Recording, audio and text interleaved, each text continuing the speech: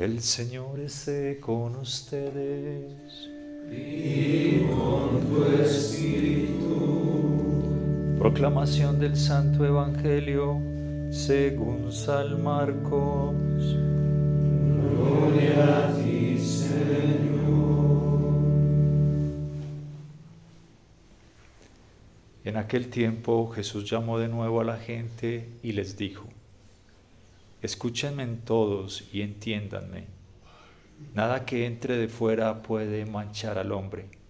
Lo que sí lo mancha es lo que sale de dentro. Cuando entró en una casa para alejarse de la muchedumbre, los discípulos le preguntaron qué quería decir aquella parábola. Él les dijo: ¿Ustedes también son incapaces de comprender? ¿No entienden que nada de lo que entra en el hombre desde afuera puede contaminarlo, porque no entra en su corazón, sino en el vientre y después sale del cuerpo? Con estas palabras declaraba limpio todos los alimentos. Luego agregó: lo que sí mancha al hombre es lo que sale de dentro, porque del corazón del hombre salen las intenciones malas, las fornicaciones, los robos, los homicidios, los adulterios, las codicias, las injusticias, los fraudes, el desenfreno, las envidias, la difamación, el orgullo y la frivolidad. Todas estas maldades salen de dentro y manchan al hombre. Palabra del Señor. Gloria a ti, Señor Jesús.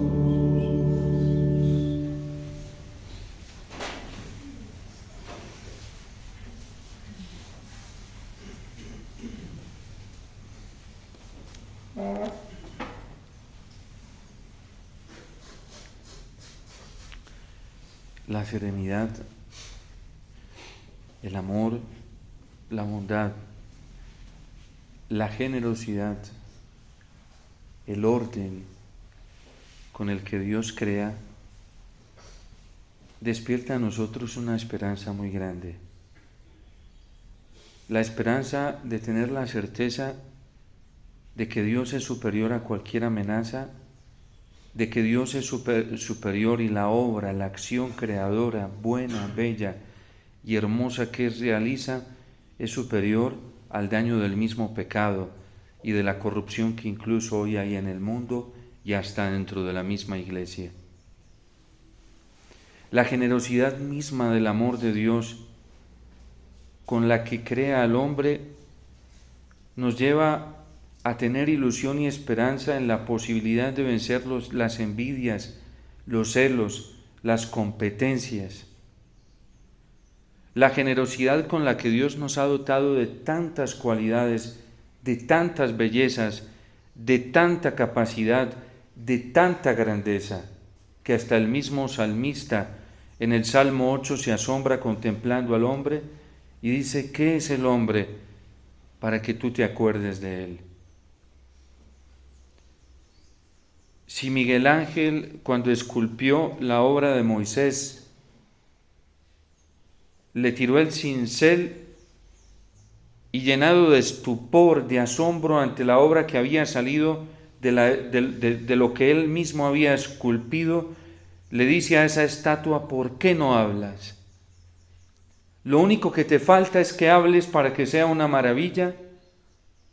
Con cuánta admiración no nos debemos quedar nosotros ante la creación misma de nuestra vida y la obra que Dios ha hecho en cada uno de nosotros cuando nos creó. Las distracciones del mundo, el afán de riqueza, la distracción en preocupaciones vanas que no tienen sentido, nos está absorbiendo la capacidad de admiración y de asombro en lo que verdaderamente deberíamos detenernos, que es la creación misma de la vida. La Gaudium et Spes, cuando habla del ser humano y su dignidad, dice que el ser humano es un misterio, y es un misterio dotado de belleza porque no procede de sí mismo, belleza porque procedemos de Dios.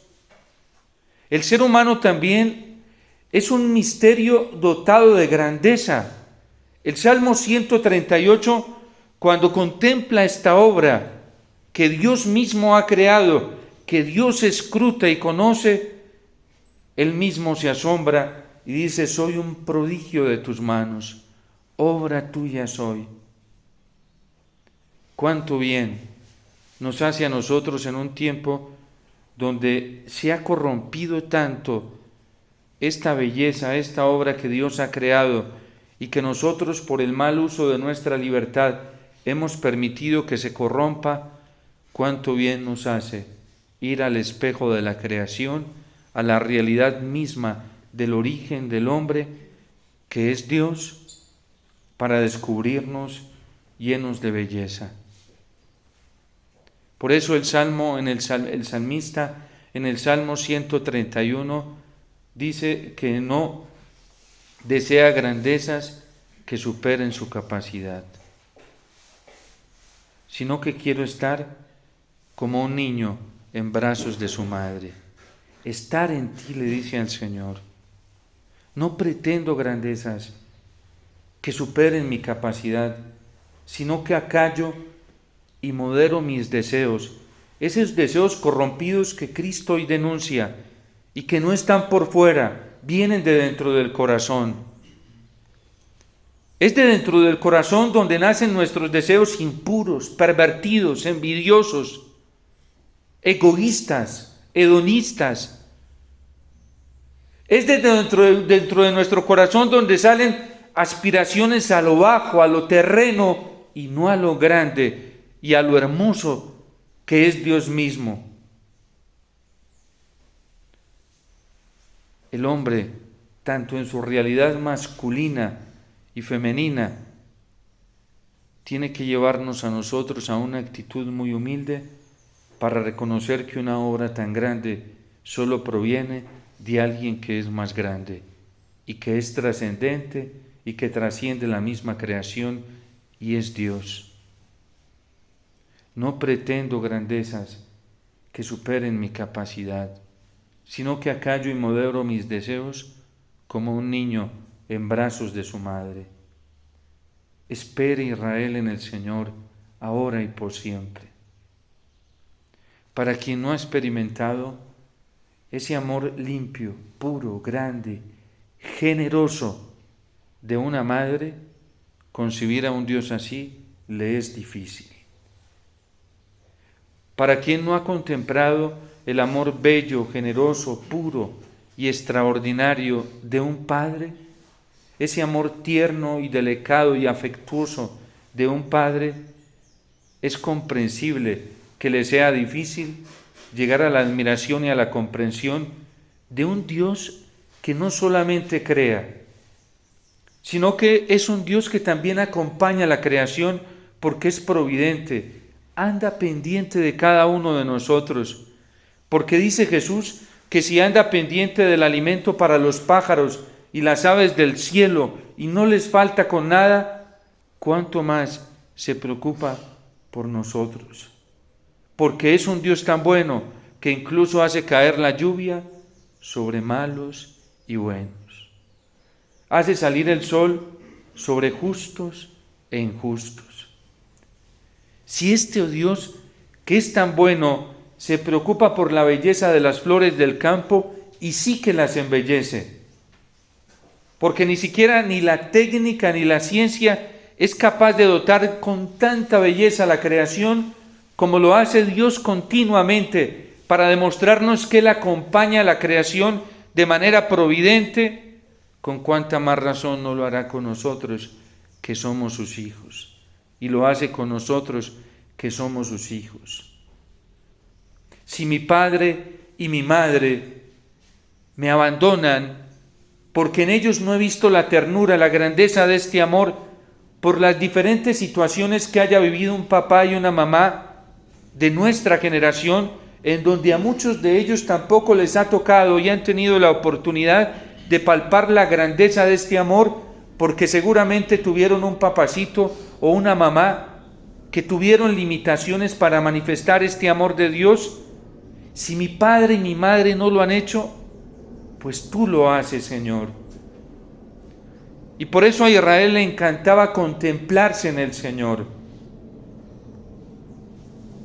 Por eso Cristo nos enseña a dirigir nuestra mirada al Padre. Llegan unos a decirle,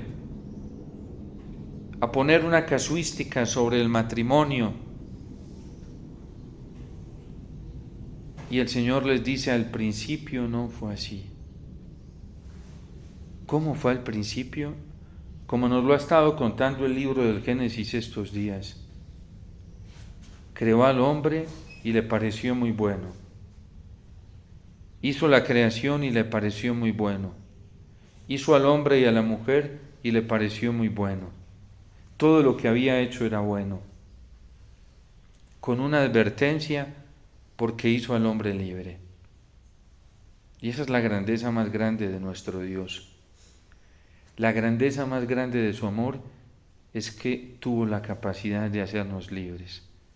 Eso lo puede hacer alguien que ama de verdad, que tiene un amor limpio, puro y real.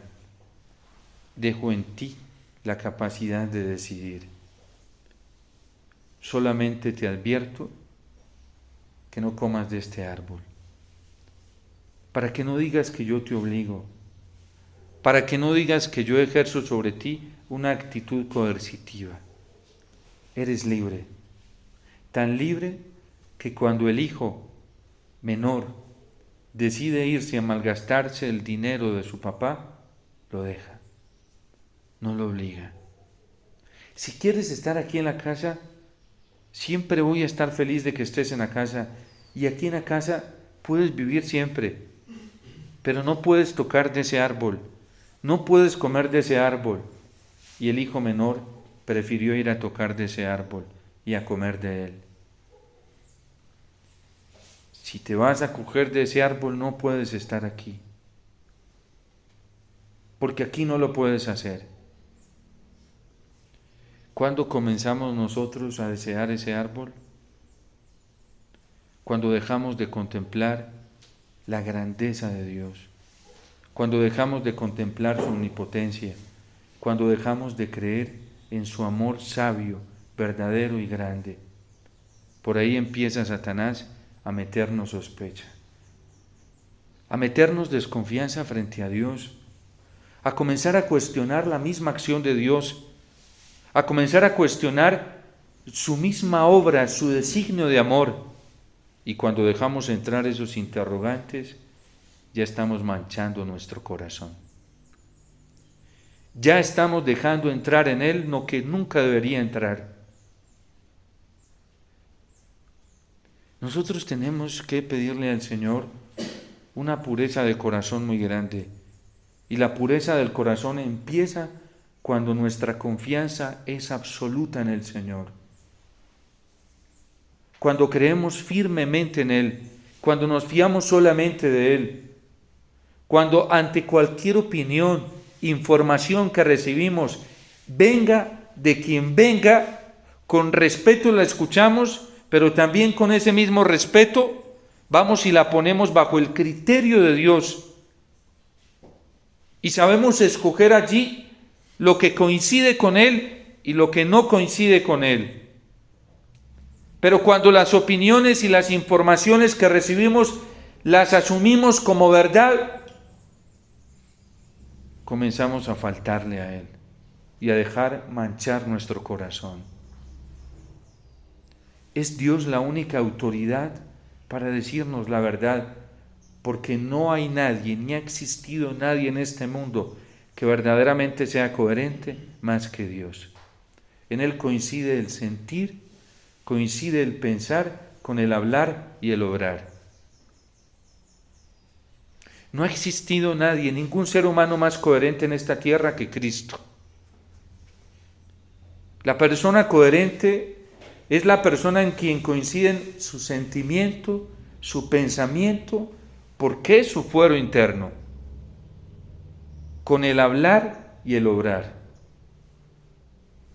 Una persona que siente una cosa que piensa una cosa, dice otra y obra de otra manera, es un hipócrita. Es una persona incoherente. Una persona que solamente vive en el camino de la diplomacia, que es para mostrar solo actitudes externas y no deja salir lo que hay en su corazón, es una persona donde Satanás trabaja con mucha holgura y con mucha libertad. En Cristo nunca hubo esto. Por eso ni el mundo ni el demonio pudieron encontrar espacio en él. ¿De dónde salen las fornicaciones? Es muy sencillo. De lo que está anhelando nuestro corazón. ¿Qué es lo que pensamos? ¿Qué es lo que nos imaginamos? ¿Nuestro modo de pensar está ajustado a la santidad de Dios? ¿Nuestro modo de imaginar está ajustado a la pureza de Dios? Imagínense a Cristo teniendo imaginaciones perversas. Eso es inconcebible en alguien tan inmaculado como Él. Imagínense a Cristo cavilando en su forma de pensar interna. Le voy a hacer creer esto a los apóstoles, pero en realidad lo que yo pienso y siento de esto no es así. Eso es lo más devastador que le puede pasar al ser humano. Y por eso nosotros tenemos que ser de una sola pieza. El 9º y el 10º mandamiento del Catecismo de la Iglesia Católica nos hacen un llamado vehemente a la pureza del corazón, tanto en el deseo del apetito afectivo y sexual, como en el deseo y el apetito de conocer la verdad y de vivir en la verdad, como en el deseo de la caridad. ¿Cuál es la riqueza que nosotros deseamos? ¿Hacia dónde se orienta nuestro corazón? ¿Todavía anhelamos cosas acá en la tierra? ¿Todavía nuestro corazón está anhelando comodidad, confort, vida holgada, al estilo del rico Epulón que comía manjares, vivía opulentamente? Ojo, porque si eso estamos deseando, esa concupiscencia de la carne nos va a llevar a eso. Y en el infierno hay espacio para todo este tipo de deseos.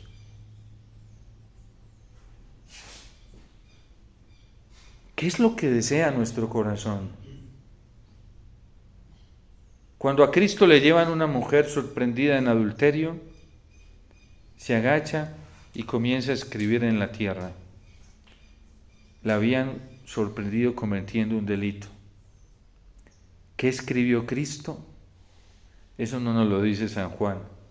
Pero la actitud de los fariseos, cuando se van, nos dice claramente qué fue lo que escribió. Allí estaba escribiendo las impurezas, porque conocía muy bien lo que estos fariseos deseaban y anhelaban en su corazón. Por fuera eran puros, impecables, como sepulcros bien blanqueados. Y allí los evidencia y escribe con el dedo de Dios. Y por eso les dice, después de que se incorpora de haber escrito, el que se sienta libre de pecado, que tire la primera piedra. ¿Cuántas veces nosotros, antes de mirar al prójimo, nos examinamos a nosotros mismos para evaluar cómo está nuestro corazón? ¿Qué es lo que deseamos? ¿Qué es lo que estamos buscando? ¿Verdaderamente anhelamos la santidad? ¿Buscamos la santidad? ¿Y estamos dispuestos a hacer lo que sea por ser santos? Para ellos hay espacio en el cielo y viven felices, gozándose de la gloria de Dios.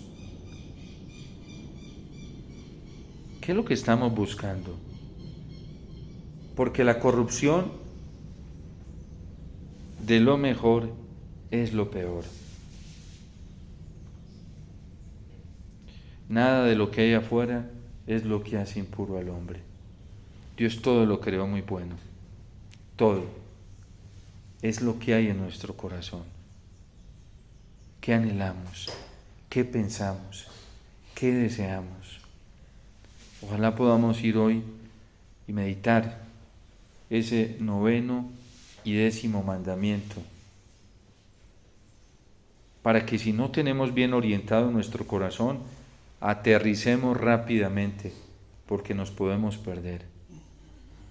Hoy, cuando nuestra iglesia sufre tanto por la corrupción afectiva y sexual que hay en la misma vida sacerdotal y en la misma vida consagrada, es demoníaco pensar que algunos de nuestros sacerdotes han abusado sexualmente de menores de edad.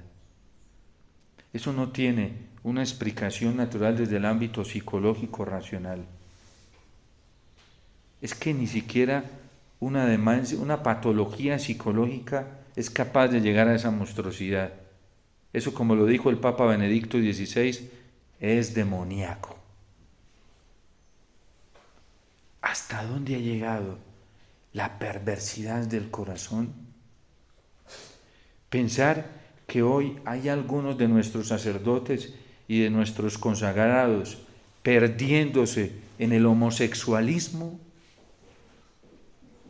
eso es nefasto, porque ya no es ni siquiera del corazón. Seguramente fue un impulso del corazón que nunca detuvieron, que nunca controlaron y que nunca purificaron con la gracia de Dios. Y no crean que fue desde el principio que desearon acostarse con otro hombre. Eso empezó allá con los pensamientos impuros, como le pasó a David al ver una mujer bella y hermosa desnuda bañándose, y pudo haber detenido el problema ahí y no lo detuvo. Comenzó a cavilar y a cavilar y a cavilar y la anheló en su corazón. Y por eso dice Jesús: les aseguro, habéis oído que se dijo, no cometeráis adulterio, pero yo les digo que todo el que desee a una mujer, la mire deseándola en su corazón, con un apetito desordenado sexual, ya comete adulterio con ella en su corazón. No podemos dejar que la basura del pecado dañe nuestro corazón, y menos algo tan espantoso y tan atroz como es dañar el corazón personal y dañar a la otra persona también, porque la otra persona no es un objeto sexual, no es un instrumento de placer y distinto, es un hijo, es una hija de Dios, es un templo del Espíritu Santo que yo debo respetar y mirar como Cristo la mira y mirar como Cristo lo mira. Y si no somos capaces de mirar así y de valorar así al prójimo, pues arrodilla que debemos estar doblando, pidiéndole la misericordia al Señor y suplicándole que nos purifique el alma. El pastor de Hermas, solamente por unos segundos, instantes, un hombre casado, y cuando vio a su ama desnuda bañándose, porque estaba aburrido con su mujer y la anheló, cuánto quisiera yo tener una mujer así, le dice la iglesia: Hermas, pecaste, porque tú no podías desear en el corazón. Pero si yo no hice nada malo con ella, solamente un pensamiento, un deseo, corrompiste tu vida, Hermas. Recupera la inocencia y la sencillez de los niños. Nada, absolutamente nada justifica que nosotros estemos deseando y anhelando cosas en nuestro interior que no corresponden a la santidad de Dios. Ni siquiera las heridas y el maltrato que ya hemos recibido de parte de otros. Porque la gracia de Dios es suficiente y eficaz para ayudarnos a vencer cualquier herida, cualquier culpa, cualquier daño. Si lo hacemos es porque queremos y por eso nos hacemos gravemente responsables.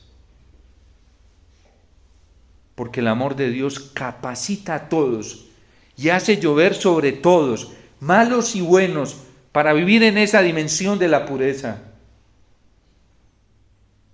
Que hoy dentro de la vida consagrada estemos llegando, acaba de decirlo el Papa Francisco de manera valiente y vehemente en ese mensaje que nos dio a los consagrados cuando habló del voto de castidad: no vivan una vida doble, porque él lo sabe muy bien, que al interno de comunidades religiosas hay impurezas sexuales.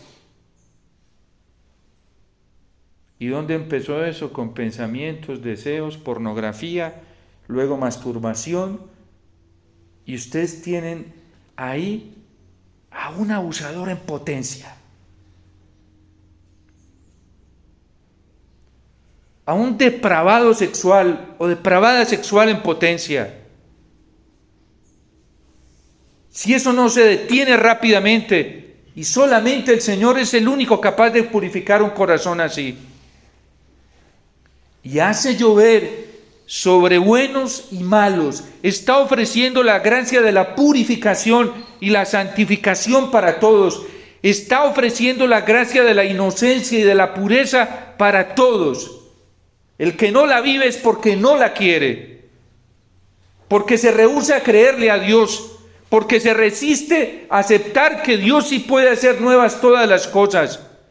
Y es una ofensa, un agravio a la bondad y a la misericordia misma del Señor.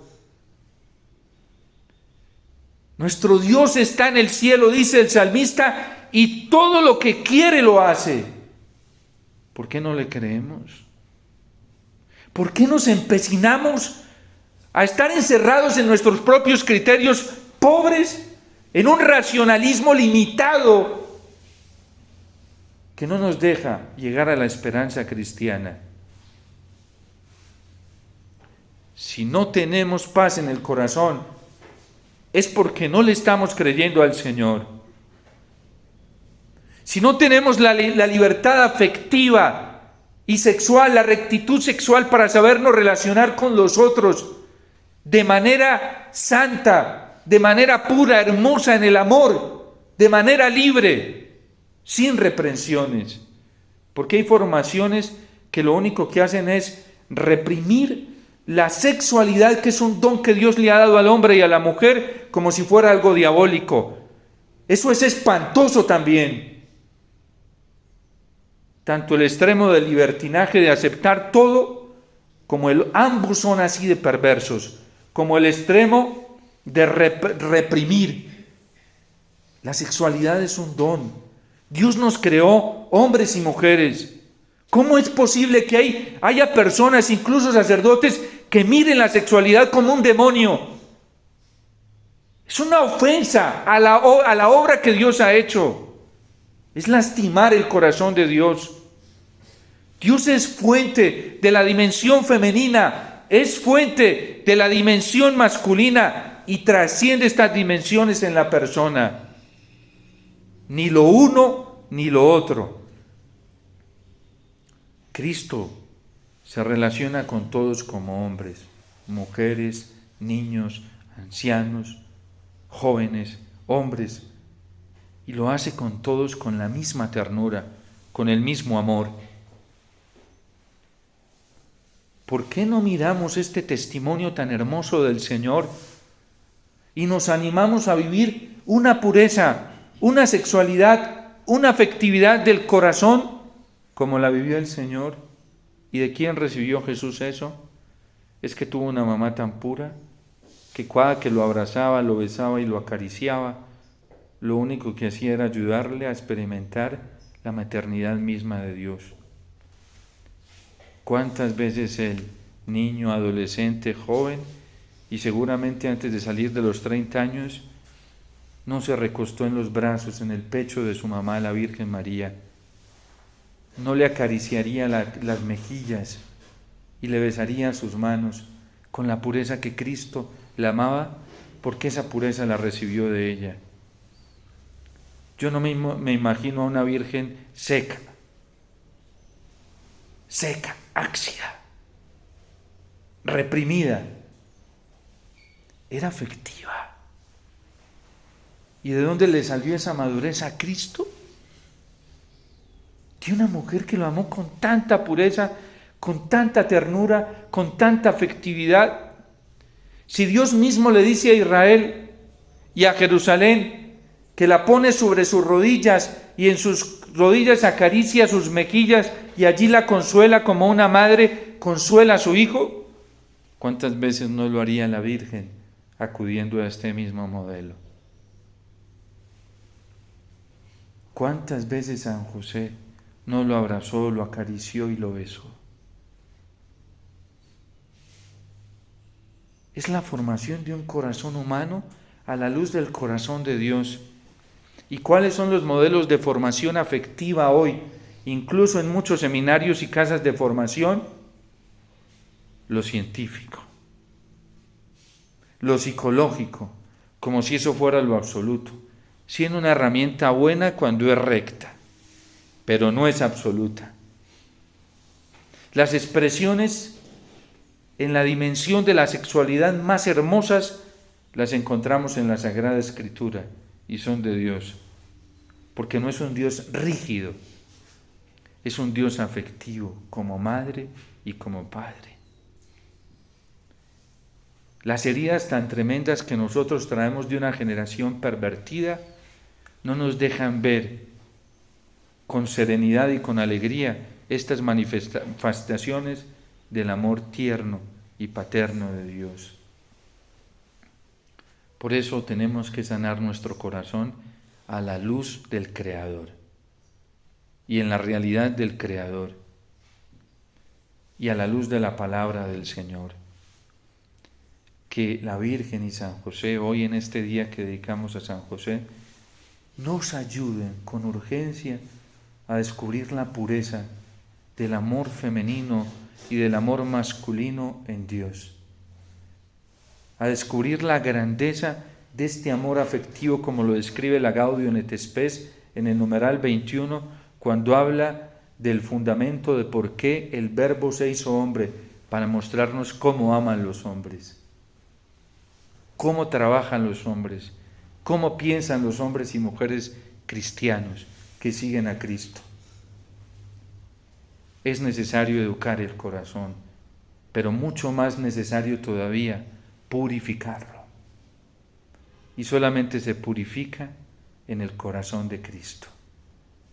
Aquí se hace presente en la Eucaristía el corazón humano de Cristo, el corazón humano de Dios, la expresión humana de un amor tierno, puro, dulce, omnipotente y generoso de Dios en la Eucaristía.